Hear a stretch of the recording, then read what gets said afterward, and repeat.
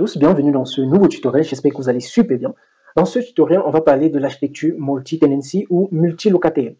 Déjà, si tu es nouveau sur la chaîne, je me présente rapidement. Moi, c'est Donald, ingénieur de formation. Sur cette chaîne, on parle de software engineering, data analysis et machine learning. Ça veut dire, si un de ces domaines t'intéresse, alors je t'invite à faire deux choses. La première, déjà, c'est de t'abonner. Et la deuxième, c'est d'activer la cloche de notification pour être notifié chaque fois que je publie un nouveau tutoriel.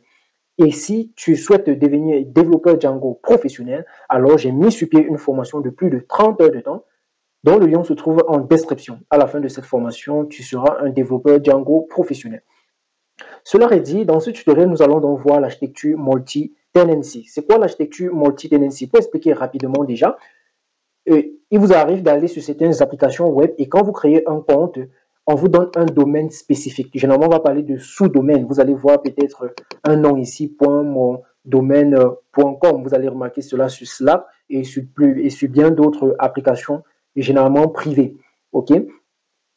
Et là, si c'est un client numéro 2, généralement, on va faire client 2.mondomaine.com. Et généralement, on va essayer de mettre juste des caractères ici pour que vous ne puissiez pas savoir le nombre de clients qui se trouvent derrière. Ça veut dire que chaque client a son domaine ou son sous-domaine. C'est une des approches. Et parfois aussi, c'est le même domaine dans mondomaine.com, client/1, client/2, OK, dans juste un dossier qui sépare, qui différencie les clients.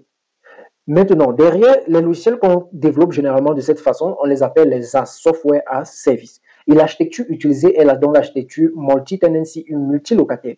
Maintenant, il y a quelque chose d'important avec cette architecture. C'est au niveau de la base de données. Vous pouvez avoir plusieurs clients qui sont dans la même base de données ou plusieurs clients où chaque client a sa propre base de données. Maintenant, comment choisir l'architecture? Parce que dans multi-tenancy, architecture multi-tenant, il y a plusieurs types d'architecture multi-tenant, mais au niveau de la base de données. OK? Donc, comment donc choisir? Cela va dépendre d'un ensemble de paramètres que nous allons voir ici dans ce document. Donc, si vous voulez avoir ce document, ça se trouve principalement dans notre formation de plus de 30 heures de temps et le lien est en description.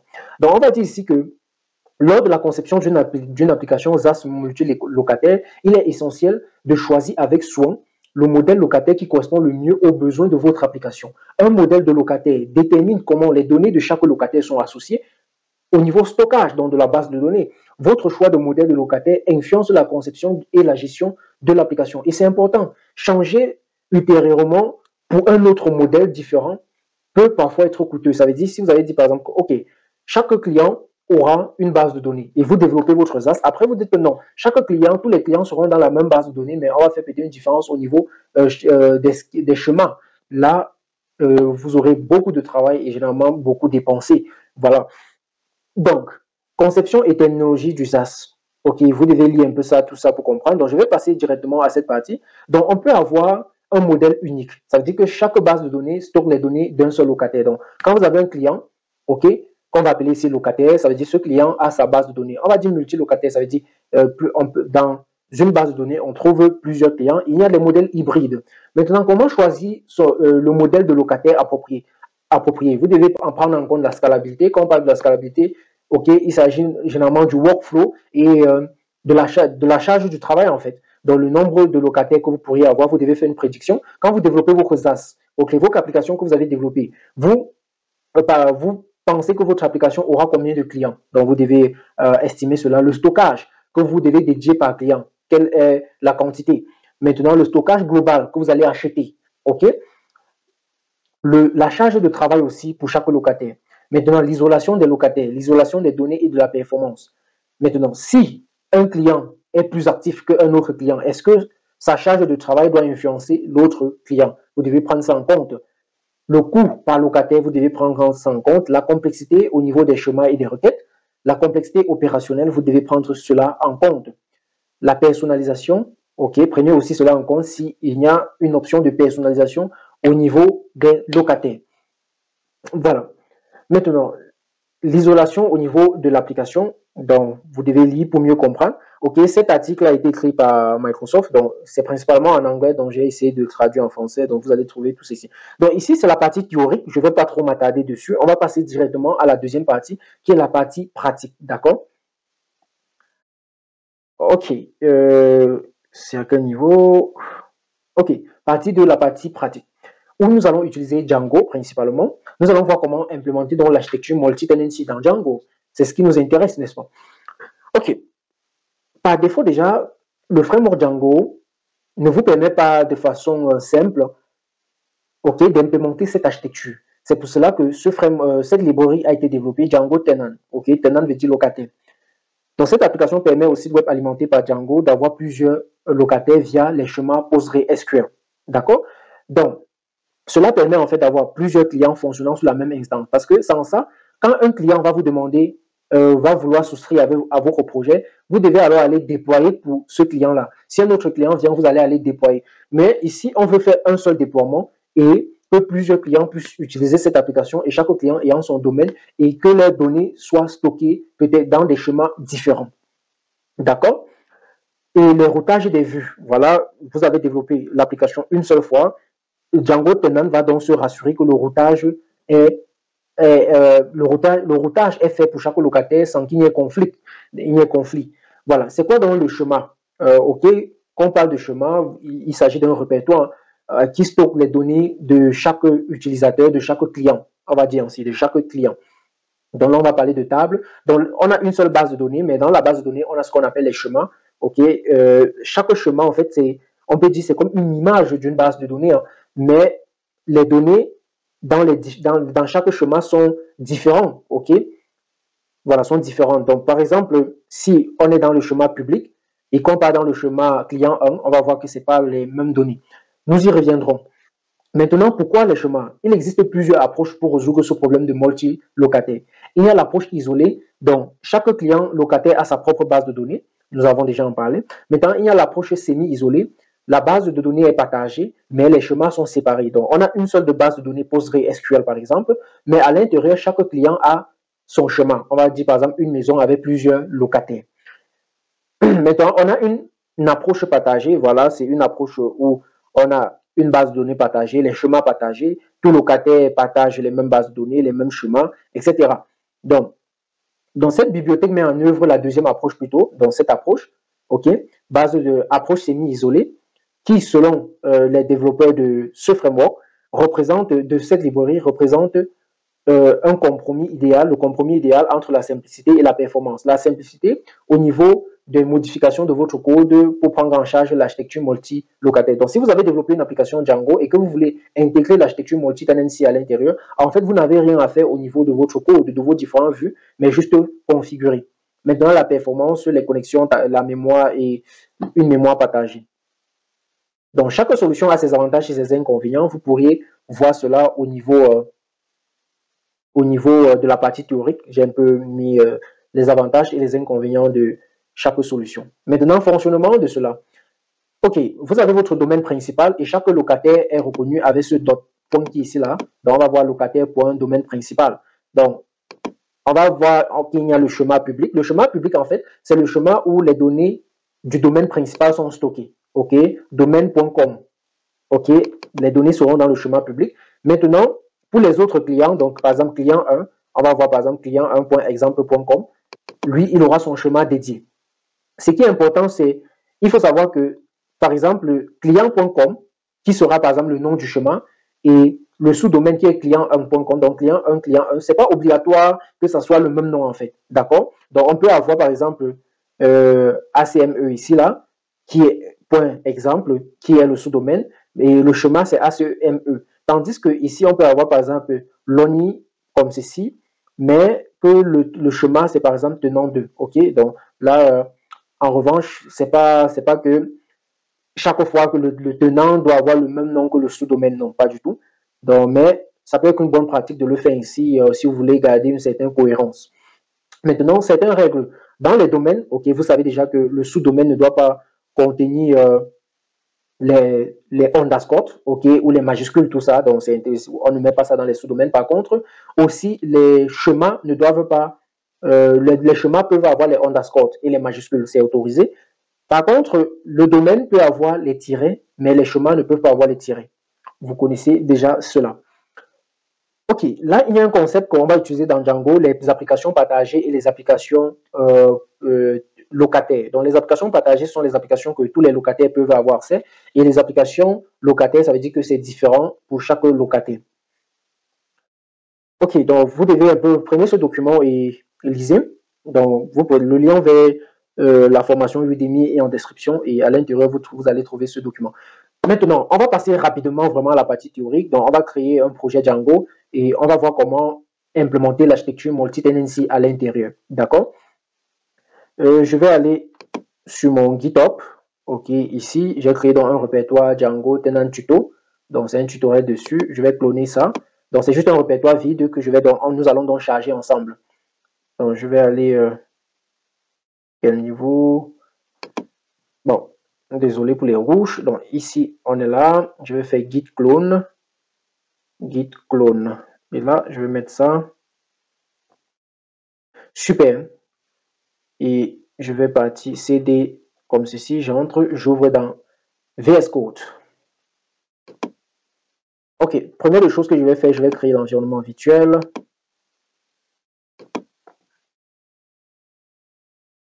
Donc là, je vais dire Python-m, ok, VM. Et là, je vais créer mon environnement virtuel qui va s'appeler VENV.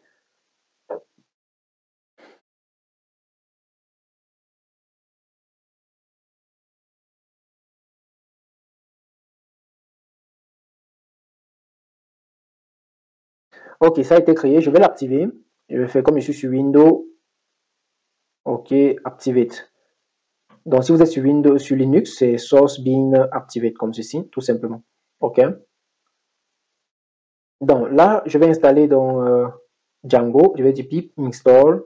On va installer Django. On va aussi installer Django Tenant. Donc, je vais dire Django Tenant, qui est la librairie en question. C'est ça ici, Django Tenant avec S. Donc, c'est plutôt tiret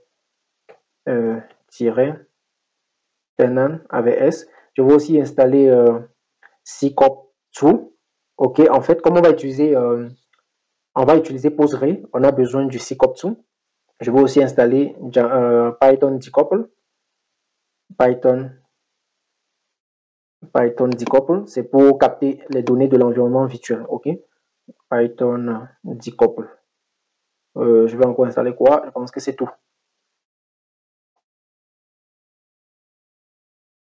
Donc, on vient d'installer tout cela. D'accord? Donc, nous avons installé Django Tenant, CCOP2 et Python decouple. Super. Donc là, je vais créer un projet Django. Je vais faire Django admin start project et je vais appeler ce projet Django Tenant comme ceci. Voilà. Et point. Ok, le projet a été créé. Je vais créer une application qui va s'appeler client. Django start app. Je vais appeler ça client. Donc, je vais encore créer une autre application que je vais appeler employé. Employé, par exemple. Ok, super. Donc, là, on va venir ici. On va aller dans le setting. Donc, déjà là, je vais dire from decouple import config. Donc, ça va nous permettre de récupérer les infos qui vont se trouver dans le fichier env. Donc ici, qu'est-ce qu'on va dire qu'on accepte tout. Maintenant, il y a le install app.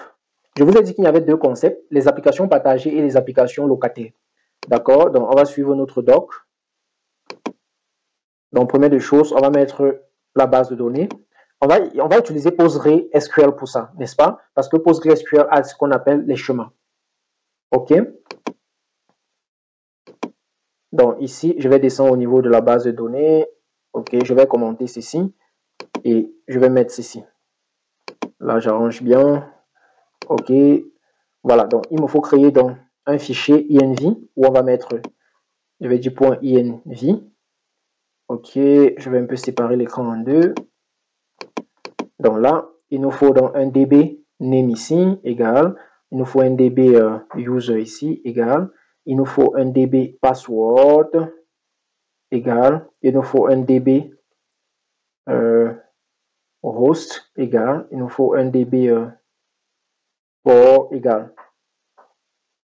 Donc déjà, le port ici, là, ça sera par défaut 53, non, 54, 32. OK, le host, comme on est en local, je vais dire localhost. Le password ici, ça va être 1, 2, 3, 4 chez moi. Donc, le username ici, ça sera Postgres. Le nom de la base de données on va aller créer, je vais appeler ça par exemple DB, non, je vais dire DBTest. Donc, OK, juste pour tester.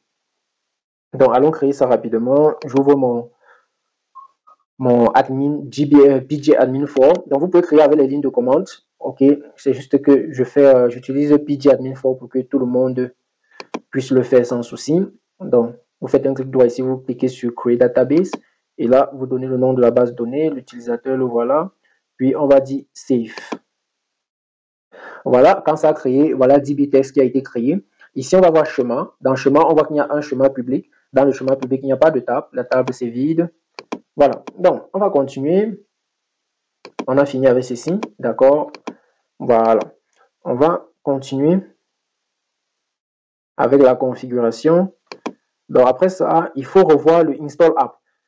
N'est-ce pas? Le Install App sera la somme de Share App plus Tenant App. Les applications du tenant et les applications partagées. D'accord? Donc, je vais juste copier ça.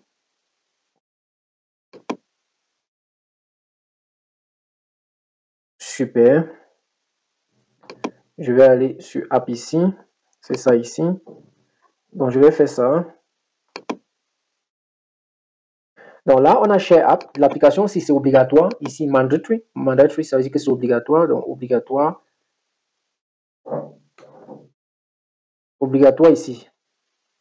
Maintenant, ça, c'est là où nos clients résident. OK, c'est Client que nous avons créé. Nos clients résident dans cette application. Donc, les applications partagées. Donc, Client, c'est une application partagée qui sera dans le chemin public. Donc, c'est ici qu'on va mettre les modèles pour créer nos différents clients. Voilà, et voici ce qu'on a généralement dans Install App. Maintenant, comme Tenant App, dans les applications propres à un tenant, on a par exemple Employé que nous venons de créer. Donc, disons que ça, c'est une application de gestion pour les ressources humaines. OK, donc eux, ils vont voir leurs employés qu'ils ont créés. Donc, on a une application qui va gérer les employés. Maintenant, Install App est égal donc à la liste de Share App, plus les applications qui sont dans Tenant App, mais qui ne sont pas dans Share App, pour éviter la répétition, n'est-ce pas? Donc, for app in tenant app if app not in Share App, d'accord? Super. Après ça, on va mettre un middleware ici. Donc, déjà, avant le middleware, on va créer l'application client qui a été déjà fait. Dans client, on va mettre ces deux tables. Et on va l'expliquer rapidement. Donc, si je pars dans client, on va aller dans modèle, puis on va mettre ceci. Donc là, j'arrange bien. OK. Donc ici, client, vous pouvez ajouter d'autres champs. Hein. Donc, client, ce sont les informations que vous allez demander au client, par exemple, quand il s'inscrit, ou bien, en fait, pour connaître les informations sur votre client, quoi, le nom, peut-être le nom de son entreprise, sa description, son adresse, etc. Maintenant, on clear, donc est-ce qu'il est encore juste à la période de test, vous mettez oui, OK, donc par défaut, vous pouvez dire default, peut-être true, donc quand quelqu'un crée un compte par défaut, il est ici. Maintenant, la date de création, maintenant le nom du client, n'est-ce pas? Maintenant, ça doit hériter de tenant mixing. En fait, from Django.tenant.model, il y a deux modèles ici, tenant mixing et domaine mixing. Dans tenant mixing, il y a un autre champ, OK, qui est schema name, qu'on a besoin. Chaque fois qu'on crée un client, il faut qu'on donne le nom de son chemin, n'est-ce pas? Dans PostgreSQL, n'est-ce pas? Donc, c'est important. Maintenant, ici, on a domaine. Le domaine doit être lié au client. Chaque client doit avoir un domaine, un ou plusieurs domaines. Donc, il faut une relation one-to-many. Donc là, domaine mixing le fait déjà. C'est pour ça qu'on hérite et on passe. Parce que domaine mixing a déjà un champ domaine que nous allons entrer, que nous allons nous-mêmes taper, saisir. Et c'est relié en foreign key avec la table tenant modèle qui vient du setting. Ça veut dire que dans notre setting, il faut que nous précisons le tenant modèle. OK? Parce que vous voyez que ça récupère cette table depuis le setting, n'est-ce pas? OK, maintenant, chaque fois qu'on crée un domaine, il faut préciser si le domaine est primaire. Si c'est un domaine primaire, alors is primary égale à true. Pourquoi? Parce que un tenant peut avoir plusieurs sous-domaines ou plusieurs domaines, n'est-ce pas, ou sous-domaines. Or, il faut préciser quel est son domaine principal. Super. Maintenant, quand c'est fait, on va aller au niveau du setting et on va préciser cela. Donc, je crois que j'ai mis ça quelque part là. Donc, après ça, c'est bien ça, tenant model et tenant domaine model. Voilà, donc, on va venir ici et on va mettre ça comme ceci. Et on dit bien app.lemodèle, app.lemodèle. Donc, ici, client, qui est notre client, point, le modèle que nous avons créé à l'intérieur s'appelle quoi? Client, n'est-ce pas? Et c'est bien ça ici, client. Ici, c'est domaine. Si on regarde ici, c'est bien domaine, n'est-ce pas? Super. Après avoir fait ceci, on va continuer la configuration. Dans le middleware, il va falloir ajouter ceci. OK? Dans le middleware, il va falloir ajouter ça. Voilà, juste ici au-dessus. C'est bon. On va continuer. Maintenant, il faut préciser le chemin public. OK? Le URL public, en fait, le fichier pour les URL publics. Quand on ouvre, par exemple, le domaine mondomaine.com, OK? Il faut un fichier qui va gérer les chemins ou dans lequel on va mettre tous les chemins publics, en fait, les URL publics, je vous l'ai dit.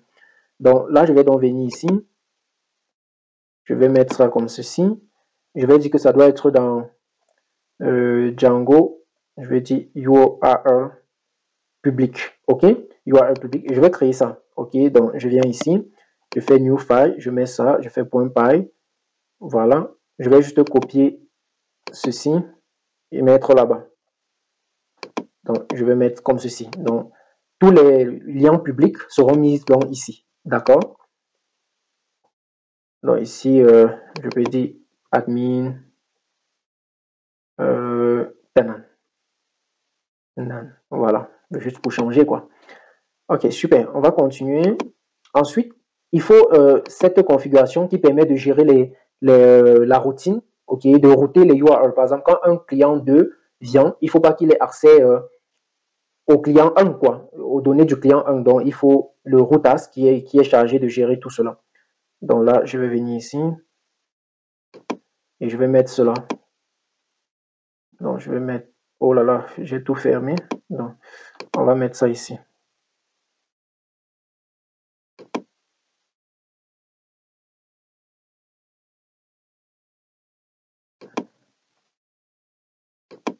OK. Donc là, je vais mettre ça ici. Voilà. Dans database routas. OK. C'est bon. OK. Maintenant, on va continuer. Je vais mettre ceci dans le fichier admin. Ouais, admin, ici. Et là, je vais mettre ça.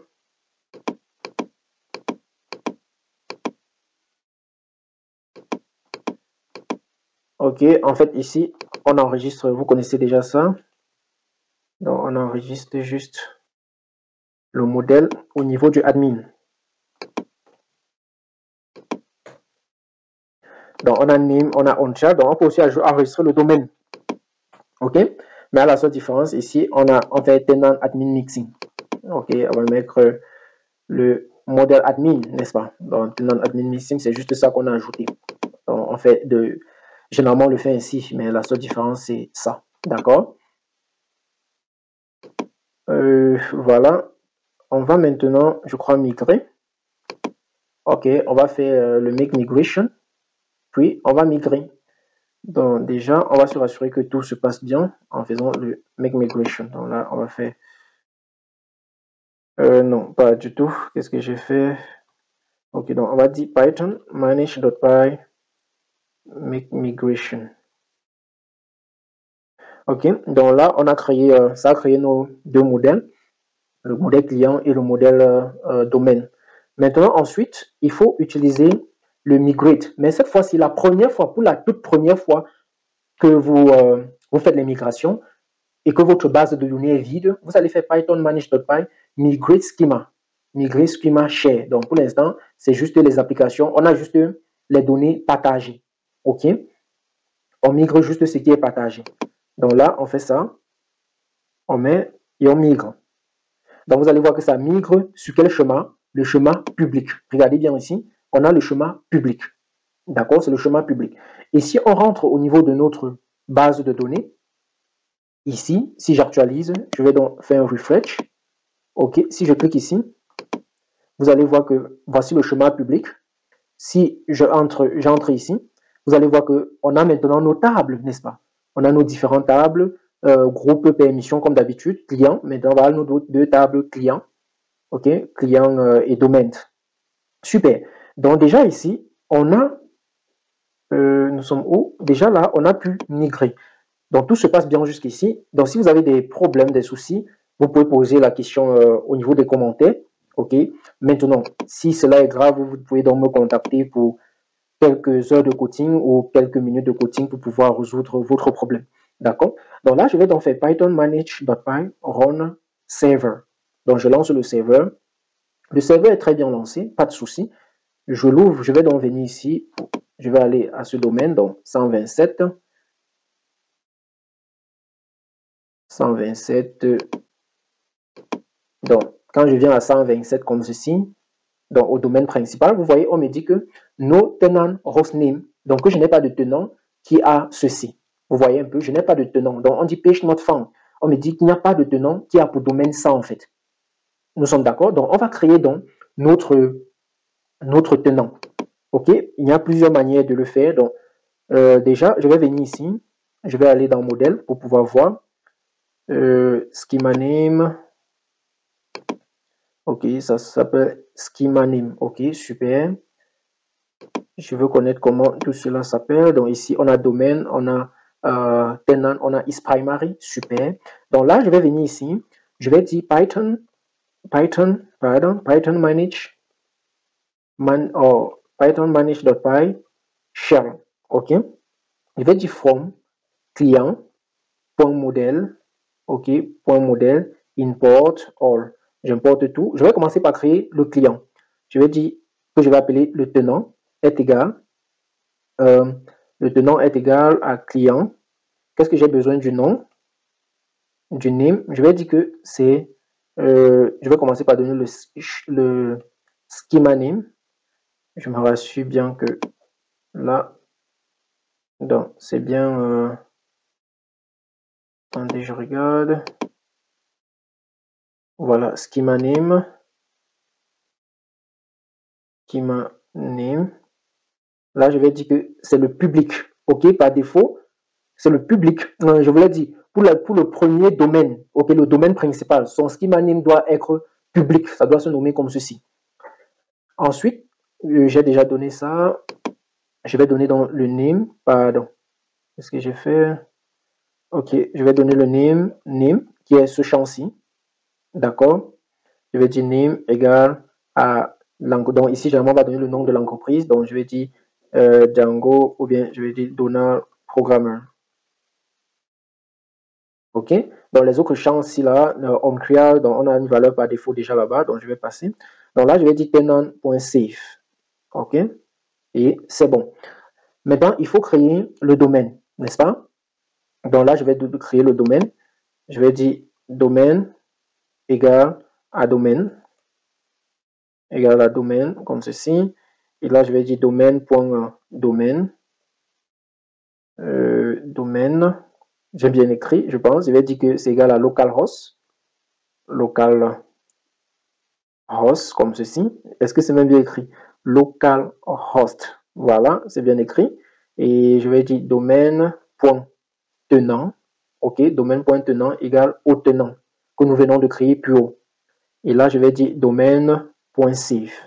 On est d'accord? Là, ça a sauvegardé. Donc, si je fais exit, je sors là, je clear, et ensuite, je relance mon run server. OK, si je viens ici, j'actualise. Cette fois-ci, bon, je vais partir sur localhost parce qu'on n'a pas mis 127, on a dit plutôt localhost, n'est-ce pas? Et le port, c'est ça. OK, vous voyez que cette fois-ci, j'ai Django successfully installed. On est d'accord? Et si je fais slash Je crois qu'on avait changé ça. C'est plus admin.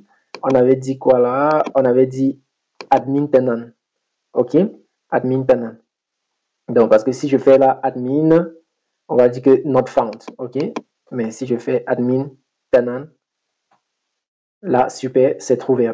Donc, maintenant, si on regarde au niveau d'ici, donc je vais actualiser, refresh. Si j'entre dans client, OK, je clique ici, je vais voir tout. OK, vous voyez que j'ai un schéma public donnant programmeur, on trial et create on. Vous voyez un peu, si je regarde les domaines, je regarde ici, on va voir qu'il y a un domaine localhost, n'est-ce pas? Voilà, on a un domaine localhost et qui est isPrimary égale à true. OK, j'ai même pas précisé, mais par défaut, c'est égal à true. On est d'accord? Voilà. Donc, déjà ici, on vient de créer le public. On vient de créer le client public ou bien le tenant public. Comment créer un autre tenant? Vous pouvez utiliser la même chose pour créer un autre tenant et en précisant son domaine. Mais dans cette fois-ci, ou bien vous pouvez faire Python manage, vous faites create tenant. OK? Tenant. Comme ceci. Là, on va vous demander le schema name. Je vais dire par exemple que c'est tenant 1 par exemple. OK. Maintenant, le name, je vais dire tenant 1. Maintenant, on trial, je vais dire true. Donc, maintenant, vous voyez que ça a migré, n'est-ce pas? On me demande le domaine. Je vais dire tenant 1.localhost. OK, donc tenant 1.localhost. OK, et là, c'est bon. isPrimary, je vais dire true. Et c'est fini. Voilà, donc voici notre tenant. Donc, si je viens ici, je viens là, j'ouvre ici, je mets 2 points, comme ceci. Qu'est-ce que j'ai écrit? Ah, le serveur n'est pas lancé apparemment. OK, donc ça a migré ici, comme on peut voir. On va regarder dans la base de données tout à l'heure. Donc, je lance le serveur. Puis, je reviens ici, j'actualise. Vous voyez, j'ai bien tenant 1.localhost, comme ceci. D'accord? Et là, si je fais slash admin, comme ceci, vous voyez que ça fonctionne parce que slash admin fonctionne. Pourquoi? Mais pour le public, il fallait faire admin-tenant. Mais pour ici, admin fonctionne pour les tenants. Pourquoi? Parce que ici, là, le fichier URL appartient au tenant. OK? Ça appartient au tenant. Et dans tenant ici, et à l'intérieur, c'était admin. On est d'accord? Super. Donc, si je viens à ce niveau maintenant, je viens au niveau de la table. Si je viens d'abord ici et j'actualise, vous allez voir parce que regardez ici, on a schema 1. Quand je fais refresh, d'accord, quand je fais refresh, OK, et que je détache, on a schema combien? 2. Voici le public et voici tenant 1. Donc, dans tenant 1, si on regarde, dans tenant 1, on passe sur la partie table, on voit que il n'y a pas vraiment de table pour lui. Il y a juste la table des migrations, ce qui est tout à fait normal. Mais là, il n'y a plus aucune table parce que lui, il n'a pas de table, n'est-ce pas? Il n'a rien. Donc là, c'est... Voilà, donc on a juste une table. Voilà, donc si je reviens ici, ce qu'on peut retenir jusqu'ici déjà, on peut comprendre que le tenant, Django tenant ici, fonctionne avec PostgreSQL et est basé sur les chemins. Maintenant, il y a la requête. Les requêtes maintenant sont différenciées par les tenants et par les domaines. C'est ce que nous venons de voir ici. OK? Voilà. Maintenant, pour continuer, on va essayer d'afficher une page principale ici. Donc là, je vais venir comme ceci. Voilà. Je vais donc aller ici, dans le client. Je vais aller dans la vue. Pour finir, je vais donc importer par exemple import from django.http import h qu'est-ce que j'ai pris? Import http response. OK. Et là, je vais dire diff index. Voilà. Je vais dire hello world, you are at a public index. OK. Public index. Et je vais enregistrer ça. Je vais créer un fichier ici URL. Je vais appeler ça url.py. je vais dire from Django.url import, pardon, import path, d'accord. Et ici, je vais faire ça. OK. Donc là, on a enregistré ça. Je vais aller dans le URL public parce que tous les vues clients sont dans le public. Donc je vais venir ici et je vais dire, je vais pour import include ici. Et je vais venir ici. Je vais faire path comme ceci. Et je vais faire include client. OK, client.url. On est d'accord. Et je vais venir dans employee, l'application employee. Oui, employee, voici ça. Je vais venir ici. Je vais aller dans là, je vais dire aussi from. Voilà, et je vais créer une vue ici. Je vais dire diff, on va dire index. Cette fois-ci, ici, je vais plutôt dire you are at tenant index. OK? Et je vais enregistrer. Je vais donc créer un URL ici. urls.py. OK, donc from Django.url import path. D'accord? Voilà, super. Donc, je vais donc aller enregistrer dans plutôt le URL, n'est-ce pas? Ici, je vais donc aller enregistrer ici. Donc, je vais faire include. D'accord. Et ici, je vais faire path. Voilà. Donc, je vais faire ceci ici. Bon, là, c'est super. Donc, ça, c'est les domaines principaux. Si, en fait, à la base, donc, quand on est sur le domaine principal, que ce soit au niveau tenant ou bien au niveau URL public. Donc, si je viens ici, on avait ça. Si je rafraîchis, vous voyez, on me dit ici que je suis sur le truc public. OK, c'est la vue. Si je viens ici pour le tenant, si je viens sur pour le tenant ici, comme ceci, vous voyez ici, là, you are at public index. Comment? Si je regarde là, donc on a bien tenant 1, you are at public index, you are at public index. Je me dis que j'ai changé de message ou quoi? Si je viens dans employee, OK, j'ai dit you are at index. Si je viens ici, employee, oui, je viens au niveau de URL. Oh, j'ai plutôt mis client, OK, j'ai mis client au lieu de, c'est une erreur. Employee, n'est-ce pas? Employee, c'est bien ça? Employee, d'accord. Oh, OK, donc là, ça va faire sens maintenant. You are on tenant, OK, là, ça a un sens, n'est-ce pas? Donc, ce n'est plus... voilà, donc ici, à la racine mère, je suis sur le public et ici, je suis sur le tenant. D'accord? Maintenant, au niveau des données maintenant, si je viens là, je vais aller par exemple, je vais venir ici, voilà, je vais créer un autre tenant rapidement, je vais créer un autre tenant. Donc, je vais dire Python manage.py create. Maintenant, les tenants ne se créent pas généralement comme ça. Donc, il y a une vue quand l'utilisateur s'enregistre directement. Dans la vue, on crée le tenant dans la vue. Donc, je le fais cela sur Udemy, dans le cours en description. Create tenant, je vous montre comment le faire. Donc, j'utilise la commande juste pour que nous puissions aller vite. Donc, ici, je vais dire schema name. Je vais dire le tenant 2. Ici, je vais dire quoi? Donald Pro, true. Voilà, ça a migré. Ici, là, qu'est-ce que je vais faire? Domaine, c'est tenant 2 point local, localhost. On est d'accord, localhost, je crois que c'est bon. Oui, je vais dire true. OK, voilà, c'est bon.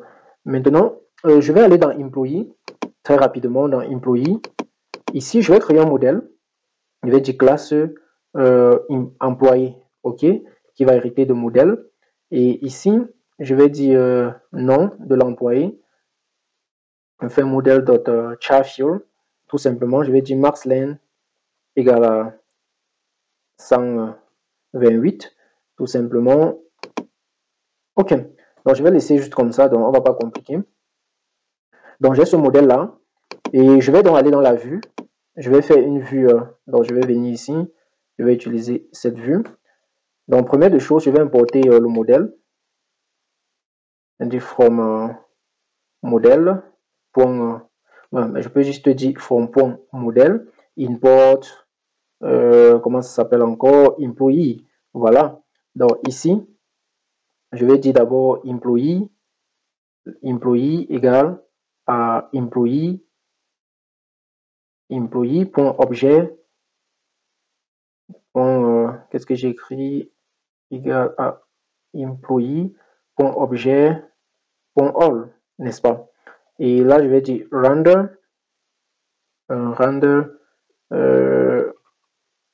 Ici, je vais faire request. On va faire employee.html. Et ici, on va passer employee avec S. On va dire 2.employee. D'accord? Je vais créer dans ce fichier. Donc ici, je vais créer un dossier template. Ok, comme ceci, qui aura un fichier employee.html. Dans ce fichier, je vais passer en HTML là-bas. Dans ce fichier, donc, ici, je vais dire, je vais faire un H1. Je vais dire bonjour et bienvenue. Bienvenue. Je vais afficher son tenant. Pour afficher le tenant, c'est request.tenant. Donc, vous devez savoir qu'il y a ça. Request.tenant. Et là, je vais dire for employee int employee avec S, on va afficher le employee ici, ok, tout simplement. On va dire employee.name, tout simplement, et on va faire empty. Bon, laissons même, faisons juste un N4, on sort ça. N4, ok, for ça, on affiche ça, on sort dessus. D'accord. Maintenant, je vais venir ici, je vais mettre un formulaire. Un forme.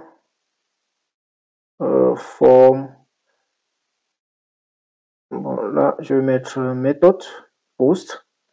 Dans ce formulaire, on va dire juste input. Ok, dans le texte, on va mettre un placeholder. Placeholder, on va dire enter the name of employee. Donc là, on va dire button. On va dire create. Donc, je vais dire type submit. D'accord. Je vais mettre le CSRF token ici. CSRF token, c'est bon. Donc, je vais rentrer dans la vue. Je vais dire if request.post. D'accord. If request.post, je vais dire name égale à request.post.get name. Et on va faire create. On va dire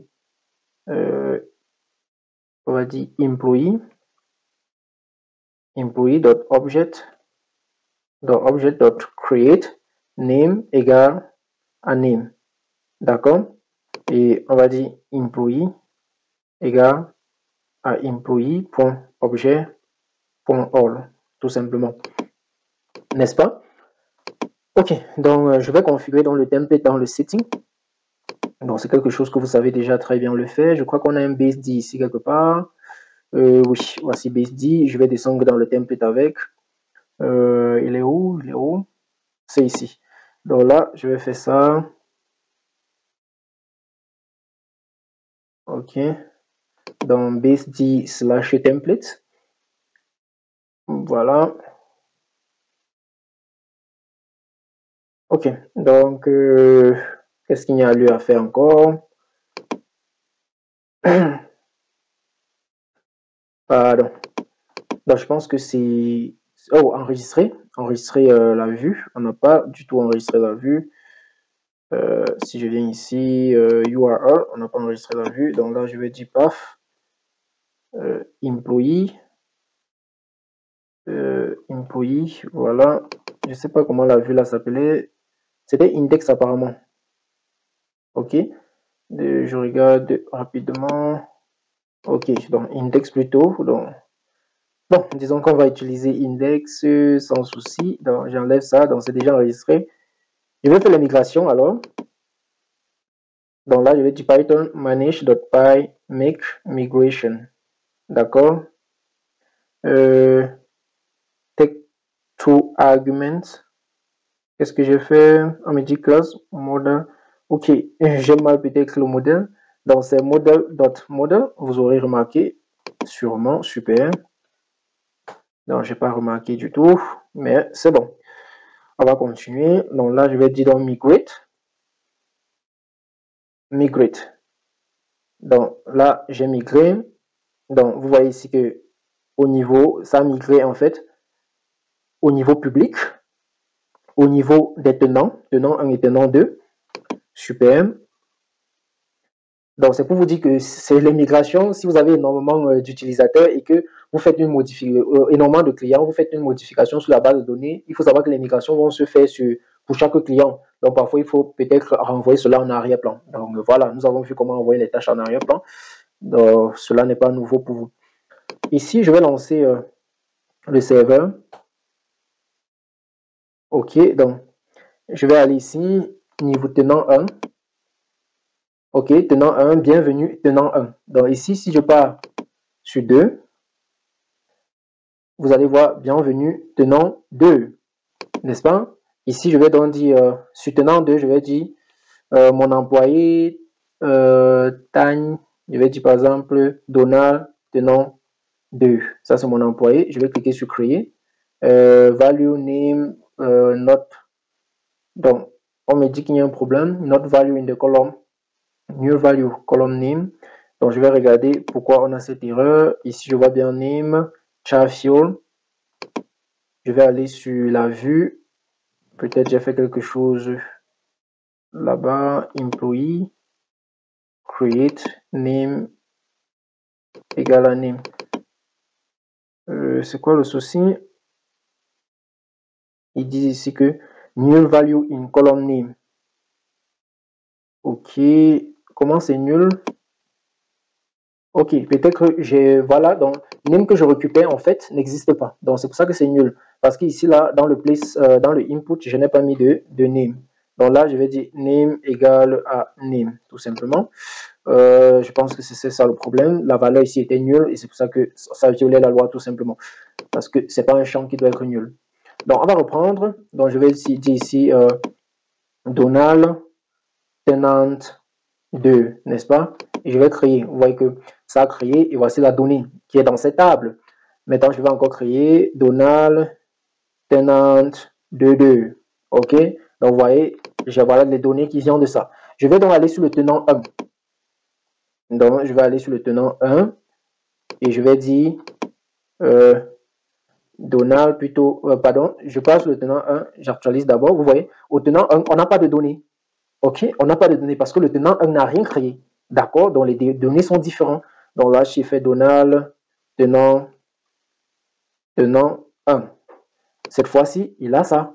Donald tenant 1 et je fais 1. Il a ça cette fois-ci. Donc, ce qu'on peut remarquer, c'est que leurs données, chacun a pour lui de données seul. Ils n'ont rien à voir. OK? Donc, regardez, voici le tenant 2 et voici le tenant 1. Vous voyez? Il n'y a rien de similaire. Ils n'ont pas les mêmes données, en fait. OK? Ça se voit rapidement, n'est-ce pas? Donc, on voit bien ça. Mais attention, on regarde au niveau du schéma. Regardez ici, au niveau du chemin.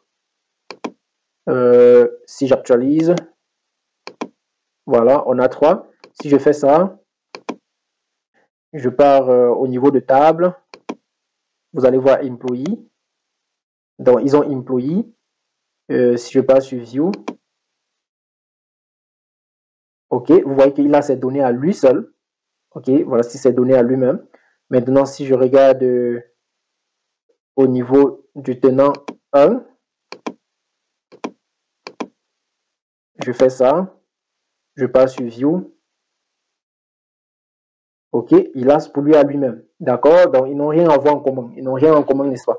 Maintenant, si on regarde dans le public, on regarde les tables du public, on voit qu'il n'y a rien concernant employé dans le schéma public parce que c'est une application tenante.